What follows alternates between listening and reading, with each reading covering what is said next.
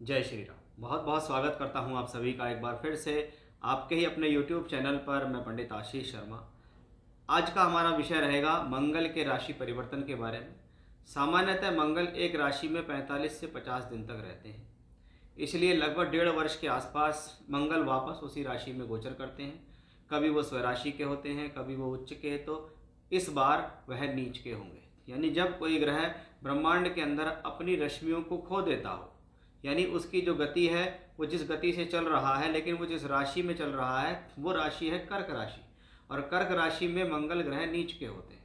यानी ग्रह का अगर दीप्तादि अवस्थाओं के अंदर देखें तो ग्रह अपना बल खो चुका है, क्योंकि दीप्तादि अवस्थाओं में सबसे जो निचले स्तर पर ग्रह आता है वह नीच का ग्रह होता है। ऐसे ग्रह के लिए कहा जाता है कि ऐसे ग्रह को अन्य ग्रहों के स्ट्रेंथ के द्वारा ही बल मिलता है। जैसे अच्छे ग्रहों के साथ हो, अस्त ना हो, शुभ ग्रहों का प्रभाव हो, नीच भंग राजयोग होता हो, तब कहीं जाकर वह नीच का ग्रह अच्छे फल दे सकता है। अब मंगल ग्रह 2 अप्रैल 2025 से 6 जून 2025 तक रहेंगे कर्क राशि में नीच के।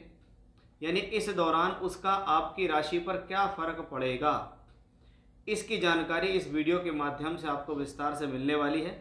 इसलिए वीडियो में अंत तक जरूर बने रहिए, जिससे आपकी राशि के अकॉर्डिंग इसकी विशेष जानकारी मिल सके। चंद्रमा, जिसको हम मन का कारक ग्रह मानते हैं, और मन के कारक ग्रह का संबंध जैसे ग्रहों से होता है वैसा ही आपका मन भी होता है। यानी इसका सबसे बड़ा जो प्रभाव है वो आपकी सोच विचार, आपकी मानसिकता, आपके मन मस्तिष्क पर पड़ेगा। चंद्रमा एक मन का ग्रह है, और चंद्रमा के ऊपर कहा जाता है अगर मंगल का प्रभाव आता है, क्योंकि मंगल उसकी राशि में नीच का है, इसलिए ये कॉम्बिनेशन जीवन में आपके एग्रेशन को कंट्रोल करने वाला माना जाता है। अब अगर ये मंगल चंद्रमा की राशि में नीच का है तो आप एग्रेशन कंट्रोल नहीं कर पाएंगे। वहीं दूसरी तरफ चंद्रमा पर मंगल का प्रभाव ना हो तो ये कहीं ना कहीं आपकी मानसिकता के लिए बेहतर है। यानी अगर इसको हम एग्रेशन के बारे में बात करें तो मंगल कौन है? हिम्मती, साहसी, जोशीला प्लेनेट है। मंगल यहाँ चर राशि में नीच का हो रहा है। एक तो अग्नि तत्व ग्रह है और वो भी चलायमानता से भरा हुआ ग्रह है। यानी सबसे ज़्यादा जरूरी आपको ये ध्यान रखना है कि आपको आने वाले इस समय के दौरान 2 अप्रैल से 6 जून तक कम से कम अपनी बुद्धि और अपनी मानसिकता और सोच विचार पर विशेष ध्यान देना होगा कि एग्रेशन नहीं करना है, गुस्सा नहीं करना है, जल्दबाजी नहीं करनी है। किसी भी एक्शन को लेने में आपको तीव्रता दिखाने की ज़रूरत नहीं है। ऐसी स्थिति के अंदर अगर हम देखें तो मंगल यहाँ चंद्रमा की राशि में, अगर आपकी कुंडली, कोई भी कुंडली है आपकी, किसी भी लगन की कुंडली है आपकी, तो अगर आपको मंगल से संबंधित महादशा अंतरदशा चल रही है तो ब्रह्मांड में वो महादशा अंतरदशा का लॉर्ड और नीच का हो रहा है, इसलिए आपके ऊपर इसका प्रभाव अन्य लोगों के मुकाबले ज़्यादा पड़ेगा। कर्क राशि पुनर्वसु, पुष्य और अश्लेषा नक्षत्र से भरी हुई राशि है। जिन लोगों का जन्म इन राशियों में हुआ है, या जिन लोगों के प्लैनेट इन राशियों के अंदर बैठे हैं, या आपकी कुंडली में कर्क राशि में कोई प्लैनेट बैठा हुआ है तो मंगल उसके ऊपर से ट्रांजिट करेगा, तो इन लोगों के ऊपर भी इसका प्रभाव अधिक देखा जाएगा। यानी मंगल की दशा चल रही है तो प्रभाव ज़्यादा होगा, उन नक्षत्रों से संबंधित है। फॉर एग्जाम्पल आपको सूर्य की दशा चल रही है और सूर्य आपका कर्क राशि में बैठा हुआ है, तो कर्क राशि में सूर्य होगा तो अवश्य ही पुनर्वसु, पुष्य या अश्लेषा नक्षत्र में ही होगा। उसके ऊपर से मंगल का ट्रांजिट गुजरेगा, यानी ये आपके लिए एक सावधानी भरा हुआ समय होगा। यानी इन नक्षत्रों के व्यक्ति भी इससे ज़्यादा प्रभावित होंगे। ऐसी स्थिति में अगर देखा जाए तो जितना ज़्यादा हनुमान जी और शिव जी से संबंधित उपासनाएं जीवन में होंगी उतना आपके लिए बेहतर होगा। अब इस वीडियो को और आगे बढ़ाते हुए अब हम आपकी राशि के अनुसार इसको अलग अलग तरीके से जानेंगे कि भाई आपकी राशि पर पर्टिकुलर इसका क्या प्रभाव पड़ने वाला है, क्या लाभ है, क्या सावधानी है, क्या चेतावनी हमें रखनी है। क्योंकि इस दौरान अगर हम देखें तो शनि राहु का योग भी ब्रह्मांड में चल रहा है। जहाँ शनि कर्म कारक है वहीं राहु उस प्रोफेशनल लाइफ को डिस्टर्ब करते हैं।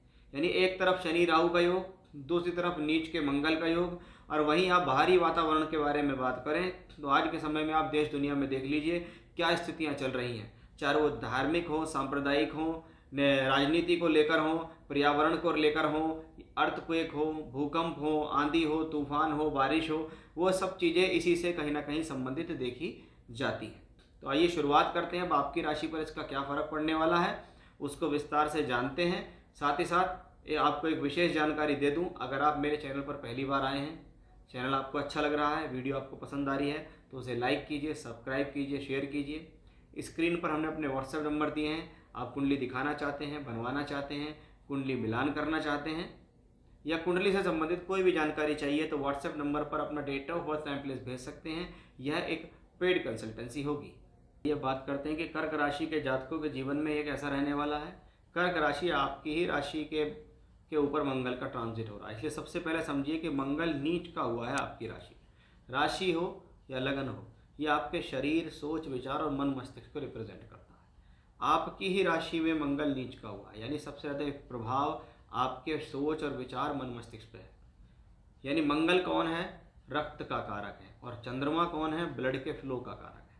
यानी इस दौरान सबसे पहले ध्यान रखें, आपके क्रोध की सीमा कभी भी बहुत स्तर तक जा सकती है, कभी भी बहुत बड़े स्तर तक पहुंच सकती है। इसलिए अपने आप को शांत रखने की कोशिश करें। किसी भी प्रकार का क्रोध, एग्रेशन और जल्दबाजी आपके लिए विशेष हानिकारक हो सकती है।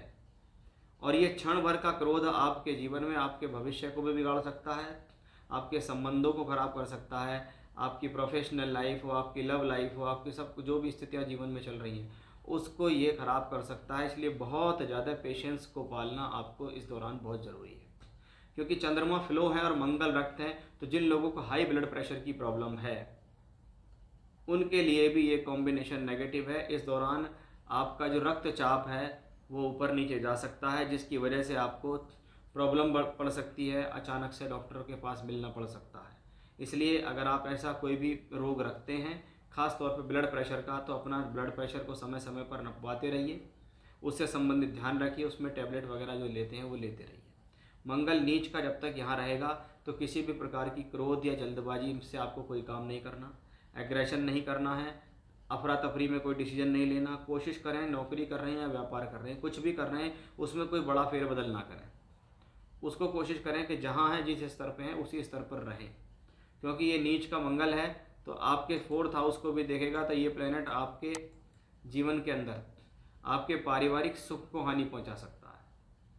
ये मंगल आपके जीवन में आपके घर परिवार की सुख शांति भंग कर सकता है। 7वें भाव पर मंगल की दृष्टि पड़ रही है, जो इस बात को बताती है कि यह समय विवाह वैवाहिक संबंधों के लिए उचित नहीं है।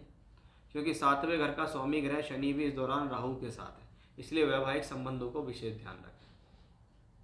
5वें भाव का स्वामी मंगल अब बैठा हुआ है आपकी राशि के अंदर, यानी अपनी गलती से, अपने निर्णयों से अपना नुकसान न करें, किसी भी प्रकार का शॉर्टकट्स ना अपनाएं, जल्दबाजी के चक्कर में, पैसा कमाने के चक्कर में आप अपना नुकसान ना करें, किसी प्रकार के जुए से, सट्टी से, लॉटरी से, स्टॉक मार्केट से बच के रहें। इस दौरान अपनी गलती से अपनी एजुकेशन खराब ना करें, अपने निर्णयों से अपना नुकसान ना करें, अपनी वजह से अपने प्रेम संबंध खराब ना करें।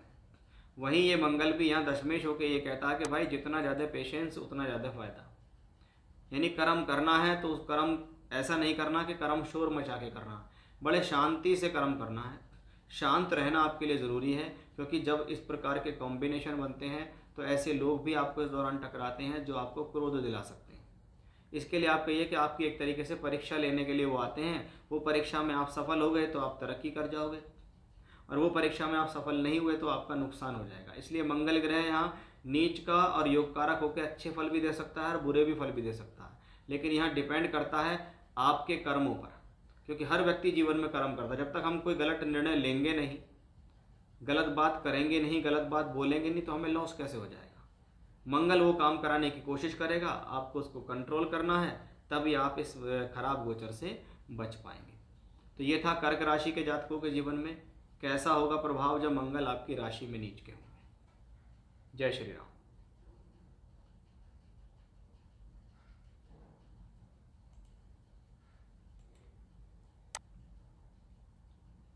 अब हम बात करते हैं कि सिंह राशि के जातकों के जीवन में जब मंगल 12वें घर में नीच के होंगे तो क्या होगा। देखिए, सबसे पहले हम देखते हैं तो 12वां घर हमें जीवन में खर्च और नुकसान का भाव कहलाता है। अब ऐसी स्थिति में ये बात तो पक्की है कि जब मंगल 12वें घर में होंगे नीच के, तो ये खर्च की स्थिति को तो बनाएंगे, ये खर्च बढ़ सकता है। अब वो खर्च मंगल कराने वाला प्लेनेट है, तो बहुत बार क्या है, व्यक्ति बड़ी स्पीडली पैसा खर्च कर देता है। यानी बहुत बार क्या हुआ, एकदम से कोई डिसीजन लिया, पैसा खर्च कर दिया या इन्वेस्ट कर दिया, बाद में सोचा कि यार मेरा तो पैसा खर्च हो गया, मेरा तो इन्वेस्टमेंट हो गया, मुझे थोड़ा सोचना चाहिए था, मुझे थोड़ा धैर्य रखना चाहिए था। तो क्या है, आपको उस चीज़ का धैर्य वहाँ रखना है। यानी ऐसी स्थिति में नुकसान तभी होगा जब आप बिना सोचे समझे क्रोध में और जल्दबाजी में आके डिसीजन लेंगे। यानी पेशेंस रखना बहुत ज़्यादा ज़रूरी है इस नीच के मंगल के 12वें घर में होने में। मंगल प्लेनेट ऑफ एनर्जी कहाँ है, आपकी राशि से 12वें घर में। अपनी एनर्जी को व्यर्थ के कार्यों में वेस्ट ना करें। कोई भी काम करें, कोई भी यात्रा करें, कोई भी ट्रैवलिंग करें, उसके बारे में सोचें कि मुझे करना चाहिए, नहीं करना चाहिए, इसको करने से मुझे कितना फ़ायदा है, मैं यहाँ से वहाँ तक जाऊँगा, इतना मेरा खर्चा हो जाएगा, क्या मुझे एग्जैक्टली वहाँ से कुछ मिलने वाला है, या मैं बिना वजह ही अपने खर्चे को लगा रहा हूँ, बिना वजह ही अपने फ्यूल को ख़त्म कर रहा हूँ और अपने पैसे और एनर्जी दोनों को लगा रहा हूँ। इसका ध्यान रखें। मंगल 12वें घर में है तो इसको क्या है, एनर्जी का खर्च हो रहा है। तो एनर्जी के खर्च को बचाना है, व्यर्थ की एनर्जी से बचना है, बिना वजह के क्रोध से बचना है। क्योंकि ऐसी स्थिति में क्या है, मंगल 12वें घर में नीच का हुआ है, चंद्रमा की राशि में नीच का हुआ है, तो छोटी छोटी बातों को लेकर आपको एग्रेशन आ सकता है, छोटी छोटी बातों को लेकर आपको तनाव आ सकता है। इसका थोड़ा सा आपको ध्यान रखना होगा। मंगल 3rd हाउस को देखेंगे। ये स्थिति क्या है, व्यक्ति को वर्कआउट के प्रति रुझाती है। व्यक्ति अपने शरीर के बारे में सोचना शुरू कर देता है कि मैं कुछ शरीर के लिए करूं, मैं अच्छा हो जाऊं, मेरी फिटनेस अच्छी हो जाए, इसके लिए सोचता है। तो वही मंगल नीच का होकर 3rd हाउस को देखता है, तो बहुत बार अपने मित्रों से, अपने छोटे भाइयों से, बहनों से भी संबंधों में मनमुटाव हो जाता है। मंगल की दृष्टि 7वें भाव पर पड़ रही है और यह स्थिति दिखाती है कि भाई इस दौरान विवाह वैवाहिक संबंधों का विशेष ध्यान रखें। क्योंकि 7वें घर का स्वामी ग्रह शनि भी इस दौरान 8वें घर में राहु के साथ है, इसलिए अप्रैल और मई के महीने विवाह वैवाहिक संबंधों को संभाल के चलाएं। 4थे घर का मालिक मंगल 12वें घर में नीच का हुआ। इसका मतलब इस दौरान घर से कहीं दूरी बन सकती है। बहुत बार क्या होता है, आप अपने घर परिवार को छोड़कर किसी बड़ी यात्रा पे चले जाते हैं या किसी दूसरे स्थान पे चले जाते हैं, या काम के सिलसिले में आपको परिवार से कुछ समय के लिए दूर रहना पड़ता है। ये समय में प्रॉपर्टी में इन्वेस्टमेंट करना अच्छा है, क्योंकि मंगल जब सिंह राशि में आएंगे तो आपको एक अच्छी प्रॉपर्टी का फ़ायदा देंगे। यानी अगर ऐसी स्थिति में आप चाहते हैं कोई प्रॉपर्टी संबंधित काम करना तो आपके लिए अच्छा है, ये शुभ संकेत है। मंगल 12वें घर में बैठे हैं नवमेश होके, तो इसका मतलब भाग्य का संबंध 12वें घर से बना। भाग्य बनाने के लिए घर से दूर जाना, भाग्य बनाने के लिए यात्राएं करना, ये सब चीज़ें भी हमें इस मंगल की बदौलत दिखाई दे रही है। तो मंगल के नीच के होने से आपको कैसे बचना है, मंगल के नीच के होने से आपको क्या सावधानी रखनी है, उसके बारे में मैंने आपको विशेष जानकारी यहाँ दी है। तो ये था सिंह राशि के जातक को जब मंगल लगभग 50 दिन के लिए नीच के होंगे तो आपको क्या फल देंगे। जय श्री राम।